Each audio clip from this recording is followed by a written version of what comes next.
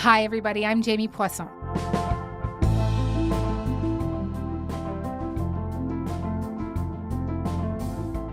No interviews, no emails, no phone calls, nothing. So this is Violet. She is 17 and about to move from Toronto to Guelph for her first year of university. Violet began looking for a summer job in January or February of this year, determined to work and save up some money before she started school. I counted how many resumes I handed out. It was over 30, I want to say. Wow. And then at least maybe 15 online through Indeed and online job websites and stuff. It was a lot. So you can't be accused of not trying. I tried so hard. Yeah. She says that most of her friends are in the same boat, unless they manage to get a job with the city lifeguarding or working at a city-run camp. Obviously, there's the hope that I'll be going to school, and then when I get out, everything will be better. But that's not magically gonna happen. No. So I don't know realistically how worried I should be, and if this is just gonna keep being the situation. What can I do to prepare or make myself a better candidate? Because I don't know. The numbers, they really back up what Violet is saying. The unemployment rate for Canadians between 15 and 24 is at 15%, the highest it's been since 2010, not including the pandemic. Today on the show, I am joined by economist Armin Yildizian. We're going to discuss why young people can't find a job and how this all fits into the wider health of our economy at the moment.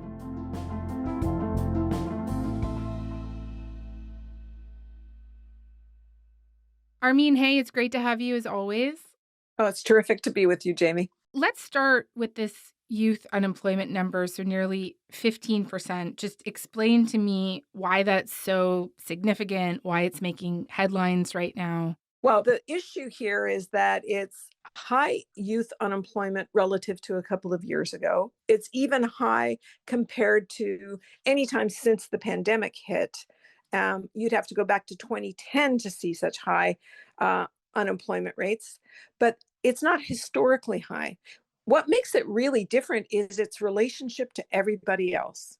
Everybody else's unemployment rate did not go up as rapidly. So what makes young people so much more unemployable now than they were just before the pandemic hit is a really big and important question mark. Can you try and answer that for me? Why is it that their number is so high when everybody else's is not nearly as high? Well, there's two factors that are going on. Youth is defined as 15 to 24 years old. And there's more people just in that very next category, 25 to 29 years old, that are doing a lot of the jobs that youth used to do. And that is kind of part of this whole failure to launch story, where we keep nudging the age that people get to actually start adulting. And that's partly because more people are going to school, but it's also partly that the very low paid jobs anybody will grab because their rents are too damn high. So they'll keep working at whatever because they can't get the next job in their lives. And that's a structural phenomenon, not a cyclical phenomenon. And usually youth unemployment goes up when we're in an economic downturn. Now, add to this story everything that Mr. Trump is doing, everything that is going on with concerns about technology. And, you've got this perfect storm of conditions that make it hardest for the smallest cohort of young people in Canada's history since the 1960s to get a job. It doesn't make any sense from a demographic point of view, but when you pile on all those geopolitical and technological stories, it makes perfect sense. Well, just expand on that for me a little bit. How is this storm created by Trump specifically impacting this group? And then let's also move on to technology specifically. I want to talk about the threat of AI with you. Sure. I mean, the Trump effect is basically keep everybody on their back foot. That's his MO. Nobody knows what he's going to do next. Only he knows what he's going to do. And he'll tell you when he's good and ready to tell you, and he might change his mind 10 minutes later. So that makes it impossible for businesses that we're going to hire to decide to hire. because they might have to lay off in 6 months. So there's less hiring going on than there would have been otherwise. And that has a trickle down effect. It takes you from the type of jobs that everybody's doing to the type of jobs that young people do in retail, in hospitality, in summer camps, in whatever it is that young people tended to do in previous summers. Even as recently as one summer ago, there's fewer jobs in everything but retail. Retail is the only area where young people got more jobs this year than last year. And there's been quite a growth in retail jobs, but that's about to be threatened. So the interesting thing about more retail jobs, people think, well, AI, right? I know, that's what I was thinking. That surprised me. I would think that there would be less retail jobs because of stuff like automated cashiers. And then on top of that, I have a lot of questions about AI. I know we don't necessarily, it's not necessarily showing up in the data, right? But you have lots of people talking about how AI is going to essentially wipe out the bottom tier for people's careers. Like I'm thinking of this New York Times op-ed that I read a little while ago from LinkedIn's chief economic officer. And he essentially saying it would eliminate a ton of these kind of first step jobs for a new generation of workers. I don't know whether that's true or not. Everything that we've been told about AI, including the reasons that were given that have propelled a gold rush in investors investing in AI, have not yet panned out. They could, but they haven't as yet. What is distinctive about this phase of technology is that there are 5 big players, Amazon, Apple, Meta, Google, and Microsoft, that are leading the charge on what we are calling AI, which is actually a lot of different types of technologies designed sometimes to hold your attention for longer, sometimes to make you lease more, sometimes to make you buy more. Sometimes it will replace your job. It isn't always about job replacement. And sometimes it's about job enhancement. And we don't know how the technology that they are developing is going to be deployed. But I just want to go back to your, automated checkout story. That's decades in the making. It started off at gas pumps and then moved to grocery stores. And it's only the big guys that do it, right? It's the big chains that do it. So it's not like the entry-level retail jobs are a thing of the past. As I said, this year compared to last year, there's more retail jobs being held by young people, but there's fewer jobs in hospitality, which is bars, restaurants, and hotels. There's fewer jobs in transportation and warehousing. There's fewer jobs in construction. So that's something to keep your eye on, is what are these entry-level jobs that these, foreheads are talking about in the New York Times that they think is going to be disappeared.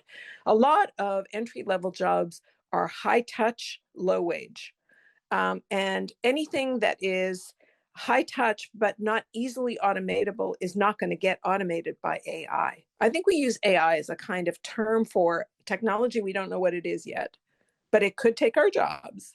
Well, I'm thinking about a couple of things here, just listening to you talk. So the first would be, we talked about how that older group is kind of smushing down into the younger group, right? If AI took away jobs like junior coders, like legal assistants, junior accountants, stuff like that, would they not then take the jobs that normally younger people would have? And just on the issue of automation and retail, do you think it might be coming? And I say this only because I was in Madrid this spring and I went into a Zara and there was almost basically no one was working there. You checked yourself out. There was almost nobody on the floor, and it was essentially self-serve. Well, that's really interesting. And I hated it. I will say well, I hated it. That's the feedback they've been getting from places like Whole Foods. That whole idea that you could walk into a store and walk out again. You don't actually need to go through a checkout.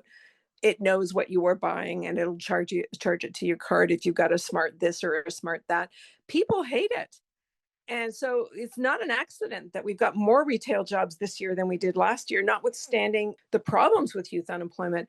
As for the jobs, the paralegals, the coders and stuff like that, we're not talking about youth here. We're talking about young adults that have finished their education and they're in a job. Will AI replace these jobs? Maybe. I don't know.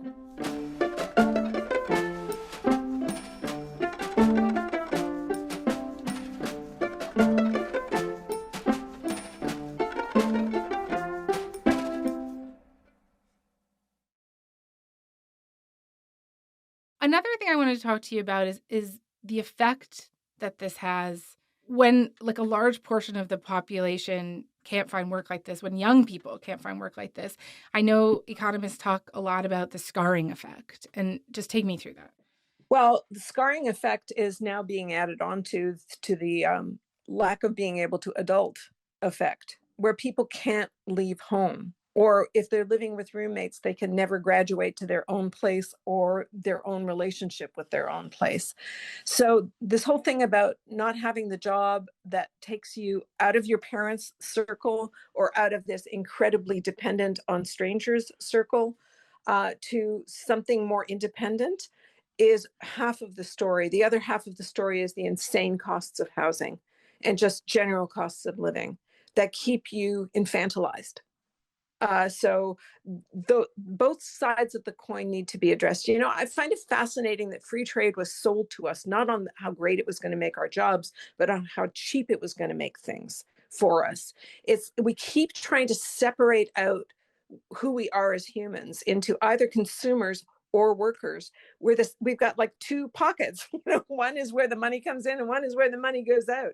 And so if you do not deal with the wholeness of who you are, which is you need money to survive, but how much you need is also a function of how society functions. It's like systemic.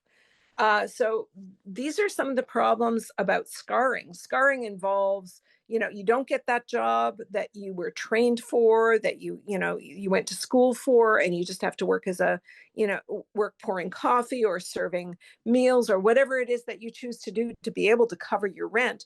That'll show up on your resume for years to come, and you will not be able to make your career progression in terms of an income progression that you might have otherwise if you landed where you had hoped to land at a school. Yeah.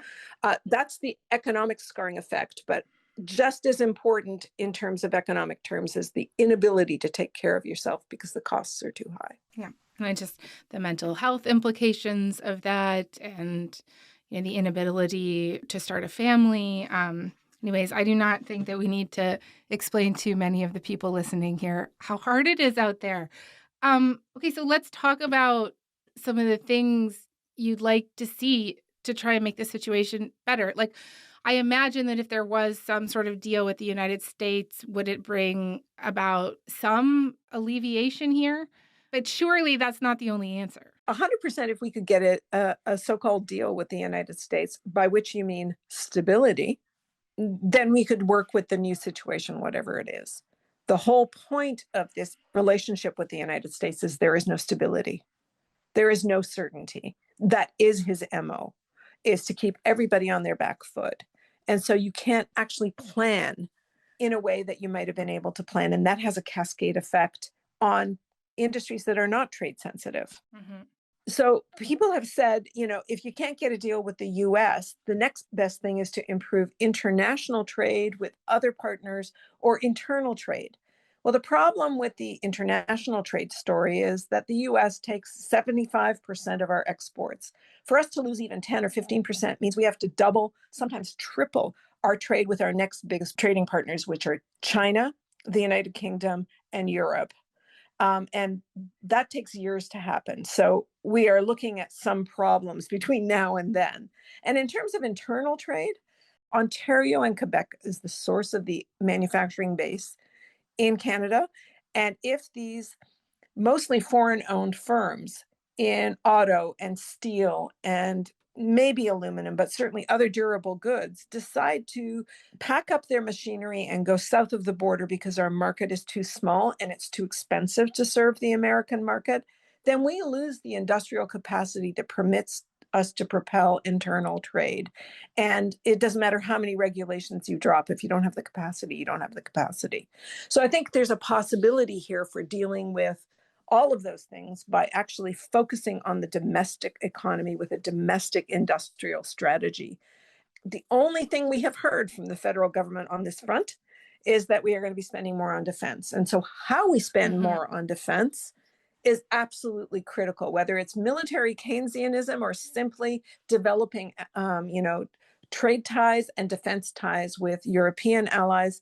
That's categorically a different way of using the same taxpayers' dollar, either to stay at home to create jobs or to be leaked offshore, actually defend ourselves against a very aggressive southern neighbor.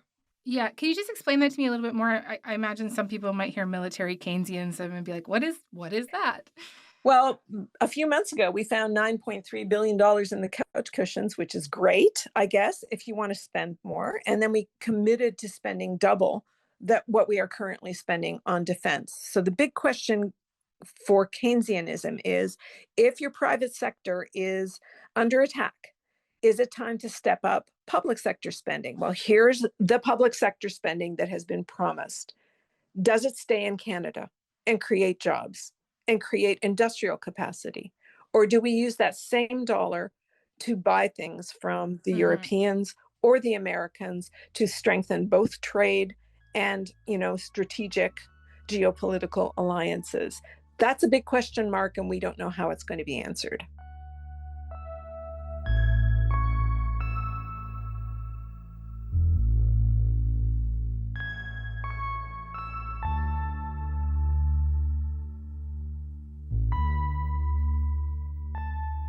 This government has also talked a lot about launching national projects, right? Anything from pipelines to ports, big mining projects, et cetera. Like, what are your thoughts on that? We also have heard nothing on what those projects are.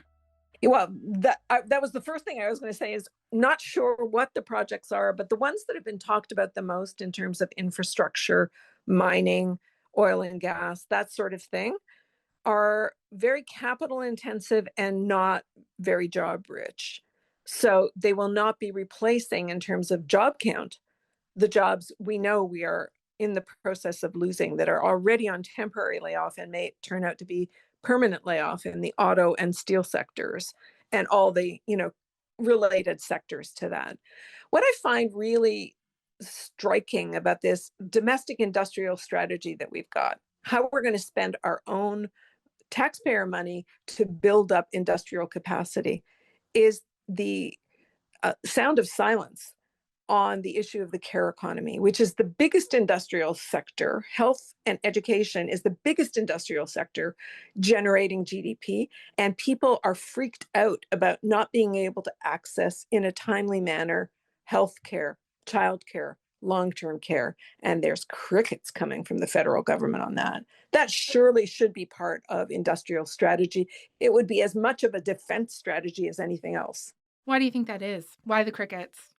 I don't know. I think the big part of it, I'm a woman, so I view the world through this lens. A lot of the people that are making decisions are men, and they are certainly dealing with an unhinged man who is focusing on very male-oriented industries and defense, war. So all of these things are boy jobs. And the Prime Minister of Canada would be crazy not to address these things. But to address only these things and not pay attention to the half of the voting population that brung him to the party. And there's no acknowledgement of the issues families, and particularly women who provide most of the unpaid care, are struggling with right now. It certainly isn't limited to just women, but it would be a nice nod to say, we understand that you don't have a doctor, that you can't find an affordable childcare space, that you don't know what to do with your aging parent. And we have a solution for that, because it is the number one source of jobs in Canada. And this is our opportunity to make every one of those jobs a good job in Canada, paying a living wage, paying benefits, making sure you have a pension and you have some control over your hours so that you want to go back to that job the next day and provide excellent care. There was some recent modeling from the Bank of Canada suggesting that if the tariff situation doesn't change much, at the moment, the majority of the goods that we trade with the U.S. are CUSMA compliant. The pain is really being felt in specific industries, that if it doesn't change by much, Canada will likely avoid a recession. How are you thinking about that? I think it's the job of all central banks and organizations like the International Monetary Fund, which also just a few weeks ago said, oh, we thought it was terrible in April, but we've changed our mind. It's not so terrible. It's the job of all of these international institutions to take a look at the data, to be data driven. And the data is old. The data is looking at the future through a rearview mirror. And the data is dependent on what Canadians and people all over the world did after Mr. Trump came to town, which was to stockpile, to produce really quickly and ship really quickly, to try and hedge their bets that he wasn't being serious. Well, that moment has come and gone, and inventories are running down, and the proverbial shit is about to hit the fan in the coming months as inventories run out, and it becomes clear that not only was he serious about the tariffs, you don't know what kind of next craze he's going to introduce to the geopolitical environment. So we have to count on data, especially when you're in institutions like that. But if you're reading the news day to day, I can't see how we avoid a recession in the coming months. And I have to say, I don't think we're recession ready. I know that the EI program isn't recession ready, but the good news is we could be if we focused ourselves. Armine, thank you. It's always great to have you. Oh, thanks very much for having me back, notwithstanding the doer things that I bring to your table.